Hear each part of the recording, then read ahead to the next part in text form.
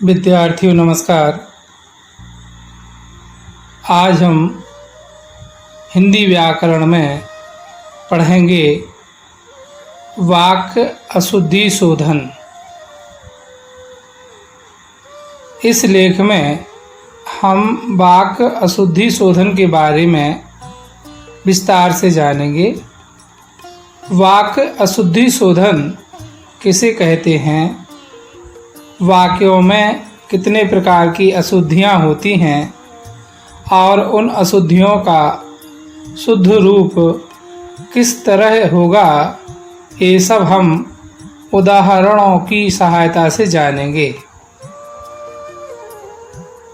वाक्य भाषा की महत्वपूर्ण इकाई है, अतः वाक्य को बोलते व लिखते समय उसकी शुद्धता, स्पष्टता और सार्थकता का ध्यान रखना आवश्यक है। यदि वाक्य में किसी तरह की अशुद्धियाँ होती हैं तो आपके बोले गए वाक्य अर्थ भी बदल सकता है। सामने वाले व्यक्ति को आसानी से और सही समझ आ सके, इसके लिए आवश्यक है कि व्याकरण के नियमों की दृष्टि से वाक्य को शुद्ध हो। अतः वाक्य को व्याकरण के नियमों के अनुसार शुद्ध करना ही वाक्य अशुद्धि शोधन कहलाता है। वाक्यों में अनेक प्रकार की अशुद्धियाँ होती हैं, जिनमें से कुछ इस प्रकार हैं। वर्तनी संबंधी अशुद्धि। यह अशुद्धि मुख्यतः वर्तनी संबंधी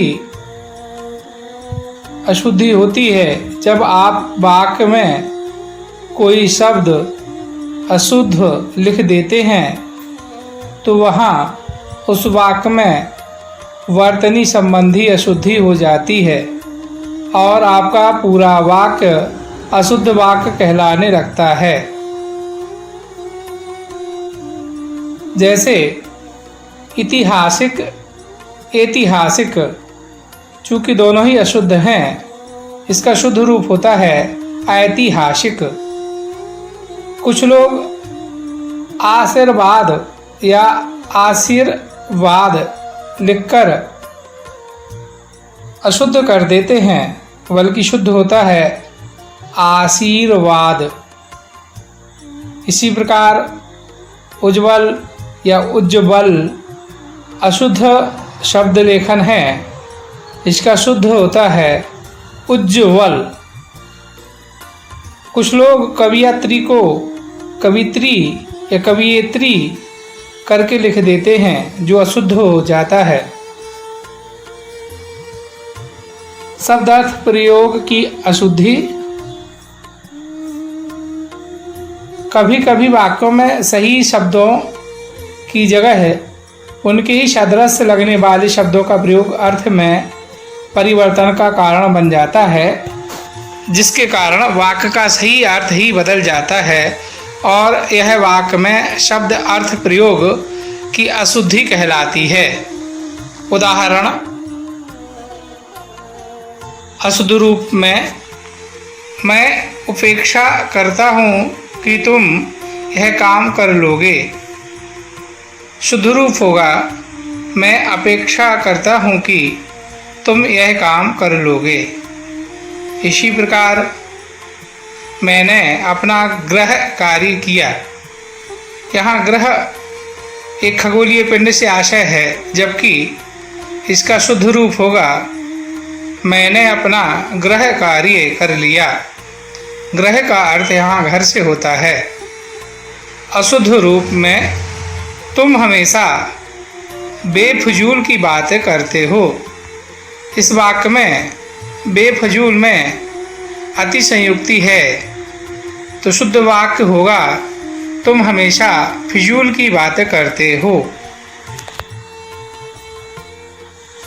लिंग संबंधी अशुद्धियाँ।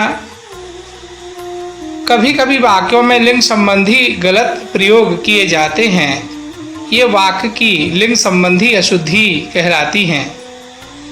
जैसे बेटी पराये घर का धन होता है, जबकि बेटी स्त्रीलिंग में है और वाक्य की समाप्ति पुल्लिंग से हो रही है।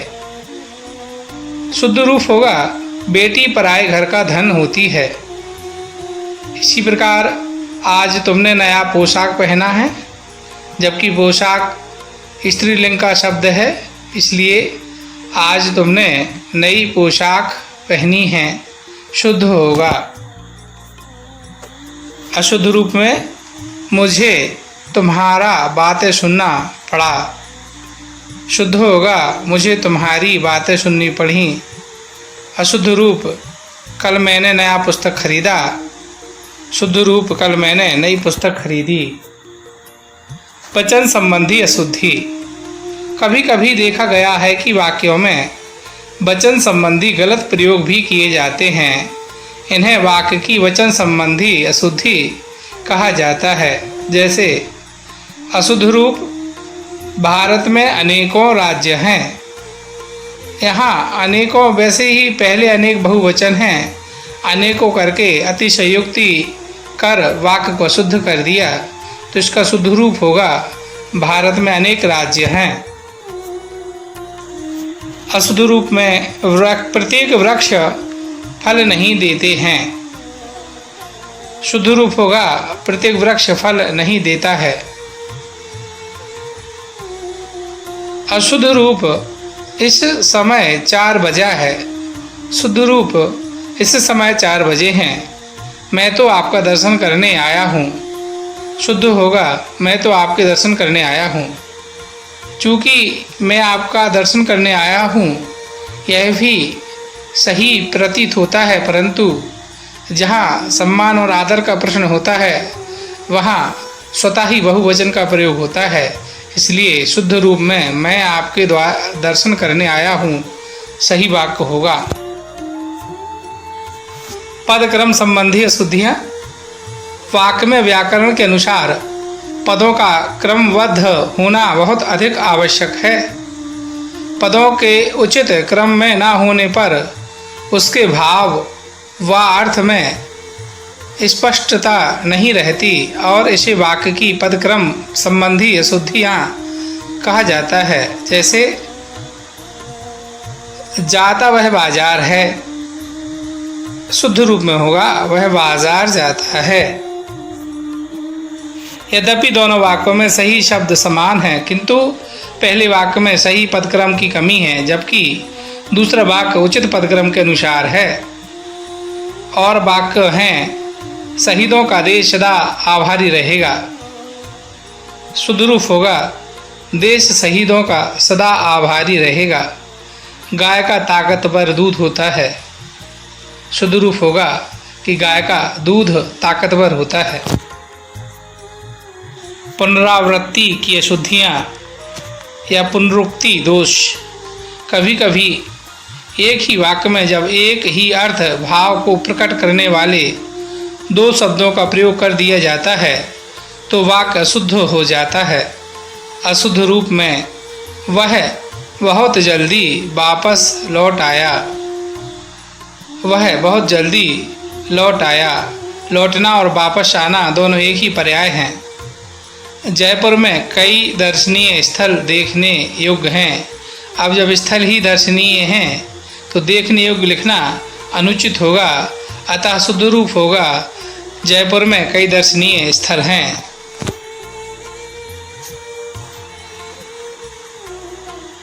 आगे कृपया आप मेरे घर आने की कृपा करें। पहले ही हम सम्मान दे चुके हैं, अतः एक स्थान पर कहीं हम उसका प्रयोग करेंगे। जैसे शुद्ध होगा आप मेरे घर आने की कृपा करें या कृपया आप मेरे घर आएं। प्रधानमंत्री जनता के हितकर कल्याण के लिए कार्य कर रहे हैं। हितकर और कल्याण एक ही पर्याय है, अतः यहाँ हम कल्याण शब्द लेकर वाक्य को शुद्ध करेंगे। प्रधानमंत्री जनता के कल्याण के लिए कार्य कर रहे हैं। विराम चिन्ह संबंधी अशुद्धियाँ। कभी कभी वाक्य में विराम चिन्ह संबंधी अशुद्धियाँ भी होती हैं, जिसके कारण वाक्य को समझने में बहुत अधिक कठिनाई होती है। ये वाक्य की विराम चिन्ह संबंधी अशुद्धियाँ कही जाती हैं। जैसे अशुद्ध रूप में गुरुदेव, यह तो सरासर अन्याय है। चूँकि यहाँ गुरुदेव के बीच में हमें संबोधन, विस्मय आदि संबोधन का प्रयोग करना है, इसलिए शुद्ध रूप होगा गुरुदेव, यह तो सरासर अन्याय है। वहीं पुनरोक्ति शब्द के बीच में संयोजक चिन्ह होता है, परंतु अशुद्ध रूप में धीरे धीरे ध्यान से चलो। यहाँ धीरे धीरे पुनरोक्ति शब्द है, अतः बीच में संयोजक लगाना बहुत आवश्यक होता है। तो शुद्ध रूप होगा धीरे धीरे ध्यान से चलो। अशुद्ध रूप वह काव्य संग्रह जिसे मैंने लिखा है वह छप रहा है। शुद्ध रूप होगा वह काव्य संग्रह है जिसे मैंने लिखा है वह छप रहा है। एक अल्पविराम, दूसरा अर्धविराम, फिर पूर्ण विराम। यह पुस्तक आपको कहाँ मिली? यहाँ प्रश्न उत्पन्न हो रहा है, पर सामने वाले ने वाक्य में पूर्ण विराम लगाकर वाक्य को अशुद्ध कर दिया। शुद्ध करने के लिए यह पुस्तक आपको कहाँ मिली? यहाँ प्रश्नवाचक का प्रयोग होगा। संज्ञा संबंधी अशुद्धियाँ। संज्ञा पद के प्रयोग में प्रायः दो प्रकार की अशुद्धियाँ होती हैं। अनावश्यक संज्ञा पदों का प्रयोग। ऐसे संज्ञा पद जिनकी आवश्यकता ना हो पर उनका प्रयोग किया जाता है तो वह अनावश्यक संज्ञा पदों की अशुद्धियाँ हो जाती हैं। जैसे मैं मंगलवार के दिन व्रत रखता हूँ। अब चूँकि मंगलवार, मंगल के साथ पहले ही वार जो दिन का पर्याय है लगा है, तो दिन लिखना यहाँ अनुचित है, अतः शुद्ध होगा मैं मंगलवार को व्रत रखता हूँ। वहीं अब विंध्याचल पर्वत हरा भरा हो गया। अब चूँकि विंध्याचल एक पर्वत का ही नाम है, इसलिए पर्वत अतिशयोक्ति संज्ञा शब्द है, उसको अलग करना पड़ेगा। शुद्ध होगा अब विंध्याचल हरा भरा हो गया। उत्साह नामक शीर्षक निबंध अच्छा है। उत्साह शीर्षक है, यहाँ नामक लिखना अनुचित होगा, अतः शुद्ध रूप में हम लिखेंगे उत्साह शीर्षक निबंध अच्छा है। राजा अपनी ताकत के बल पर जीत गया। राजा अपने बल पर जीत गया, क्योंकि बल ताकत एक ही अभिप्राय के अंतर्गत आती हैं। प्रातः काल के समय घूमना चाहिए। प्रातःकाल स्वयं एक समय है, अतः के समय अनुचित होगा, हम लिखेंगे प्रातःकाल घूमना चाहिए। अनुपयुक्त संज्ञा पदों का प्रयोग। ऐसे संज्ञा पदों का प्रयोग जो उस वाक्य के लिए अनुपयुक्त अर्थात गलत हों, उनके प्रयोग के कारण वाक्य में अनुपयुक्त संज्ञा पदों की अशुद्धियाँ हो जाती हैं। जैसे गले में गुलामी की बेड़ियाँ पड़ी रहीं। चूँकि कभी बेड़ियाँ गले में नहीं पड़ती, अतः शुद्ध वाक्य होगा पैरों में गुलामी की बेड़ियाँ पड़ी रहीं। इसी प्रकार दंगे में गोलियों की बाढ़ आ गई। चूँकि दंगे में गोलियों की बौछार होती है, बाढ़ हमेशा बढ़ने या पानी की होती है। अशुद्ध वाक्य में रेडियो की उत्पत्ति किसने की? जबकि रेडियो का आविष्कार किसने किया? रेडियो की उत्पत्ति नहीं होती। आपके प्रश्न का समाधान मेरे पास नहीं है, आपके प्रश्न का उत्तर मेरे पास नहीं है, यह शुद्ध होगा। हमारे देश के मनुष्य मेहनती हैं, हमारे देश के लोग मेहनती हैं। सर्वनाम संबंधी अशुद्धियाँ। हिंदी में कभी कभी सर्वनामों के अशुद्ध रूप तथा अनुपयुक्त स्थान प्रयोग भी होते हैं। जैसे अशुद्ध वाक्य में मोहन और मोहन का पुत्र दिल्ली गए। चूँकि यहाँ संज्ञा का दो बार अनुचित प्रयोग हो गया है, उचित करने के लिए संज्ञा के स्थान पर सर्वनाम का प्रयोग होना चाहिए, इसलिए शुद्ध होगा मोहन और उसका पुत्र दिल्ली गए हैं। मेरे को कुछ याद नहीं आ रहा। यहाँ मेरे को कुछ याद नहीं आ रहा अशुद्ध होगा, अतः मेरे को के स्थान पर मुझे कुछ याद नहीं आ रहा वाक्य का शुद्धिकरण है। विशेषण संबंधी अशुद्धियाँ। विशेषण का प्रयोग विशेष्य संज्ञा व सर्वनाम के लिंग और वचन के अनुसार किया जाता है। वाक्य में कई बार अनावश्यक, अनियमित व अनुपयुक्त विशेषण का प्रयोग हो जाता है जो वाक्य को अशुद्ध कर देते हैं। उदाहरण, घातक विष, सुंदर शोभा, बुरी कुवृष्टि। चूँकि विष स्वयं में घातक है ही, इसलिए घातक विष लिखना अतिशयोक्ति होगा। ये विशेषण के साथ विशेष की अतिशयोक्ति है। इसका शुद्ध रूप होगा विष। सुंदर शोभा, शोभा और सुंदर एक दूसरे का पर्याय है, अतः शोभा ही लिखना उचित होगा। इसी प्रकार कुवृष्टि, कु का अर्थ ही बुरा होता है, अतः बुरी कुवृष्टि अतिशयोक्ति के साथ अति विशेषण हो जाता है जो कि संज्ञा के रूप को गलत कर देता है। अतः यहाँ संज्ञा की ही कुवृष्टि शुद्ध शब्द के रूप में पुष्टि होगी। इसी प्रकार धोबी ने अच्छी चादरें धोई। जब चादरें अच्छी हैं पर धोने का क्या आशय, अतः शुद्ध होगा धोबी ने चादरें अच्छी तरीके से धोई। यह सबसे सुंदरतम साड़ी है। जब सुंदरतम हमने लगा ही दिया है तो सुंदरतम, तम श्रेष्ठता का प्रतीक है, तो सबसे लगाने की आवश्यकता नहीं होगी। अतः शुद्ध करने के लिए हम सबसे अलग कर देंगे, वाक्य शुद्ध हो जाएगा। यह सुंदरतम साड़ी है। आज उसके गुप्त रहस्य का राज खुला। चूँकि रहस्य और राज एक दूसरे के पर्याय हैं, अतः हमें यहाँ आज उसके रहस्य का राज खुला, यहाँ से गुप्त अलग कर देना है। क्रिया संबंधी अशुद्धियाँ। वाक्य में क्रिया का प्रयोग कर्ता के लिंग एवं वचन के अनुसार किया जाता है, अन्यथा वह वाक्य अशुद्ध समझा जाता है। इस अशुद्धि को वाक्य की क्रिया संबंधी अशुद्धि कहा जाता है। जैसे राम और सीता वन को गई। चूँकि यहाँ एक ही कर्म के साथ क्रिया का संबंध नहीं होता, क्रिया का संबंध हमेशा कर्ता के साथ ही होगा, अतः वाक्य की शुद्धि होगी। राम और सीता वन को गए।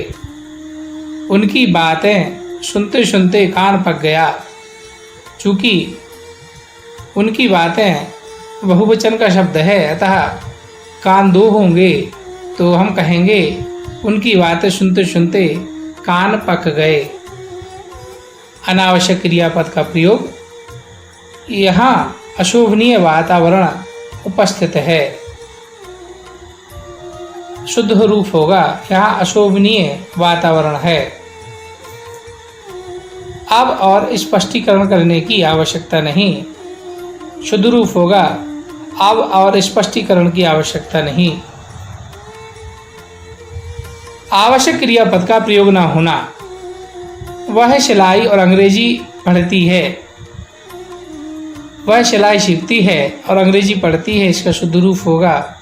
इसी प्रकार वह तो खाना और चाय पीकर सो गया, शुद्ध होगा वह तो खाना खाकर और चाय पीकर सो गया। अनुपयुक्त क्रियापद। खबर सुनकर मैं विस्मय हो गया, शुद्ध रूप खबर सुनकर मैं विस्मित हो गया। मैं माताजी को खाना डालकर देकर आई। यहाँ खाना डालकर देना पशुओं के लिए होता है, इंसानों के लिए नहीं, अतः शुद्ध होगा मैं माताजी को खाना परोसकर आई।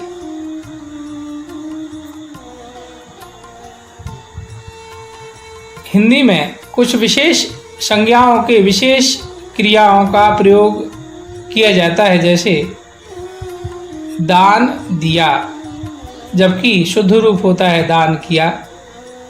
इसी प्रकार प्रतीक्षा देखना, जबकि शुद्ध रूप होगा प्रतीक्षा करना।